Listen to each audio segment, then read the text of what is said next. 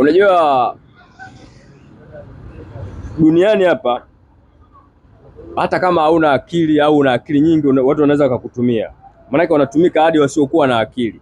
Kwa mfano na hususan watu wenye ushawishi kwenye jamii, wanasiasa, matajiri wenye pesa nyingi sana, huwa wanawatumia watu wenye akili kubwa ili kutengeneza mambo yao yaende vizuri kama kawaida. Nikutolee mfano, hata kwenye kampuni kubwa unaweza ziona hizi Google, hizi Samsung, kuna watu waliokuwa created, waliotengeneza hizi kampuni hawapo, na sio kwamba wana uwezo mkubwa wa akili, ila wapo wengine ndio wanao operate. Kwa hiyo hawa wanatumika kuziendesha hizi kampuni, ijapokuwa wana uwezo wao mkubwa wa akili. Kwa hiyo ujumbe wangu ulikuwa ni hivi: hapa duniani itabidi uwe makini sana. Unaweza ukatumika hata kama hauna akili, unaweza ukatumika hata kama ukiwa na akili. Kwa hiyo dunia ni kama jalala, wanakuchukua uwe una akili uwe hauna akili, vyovyote vile unatumika.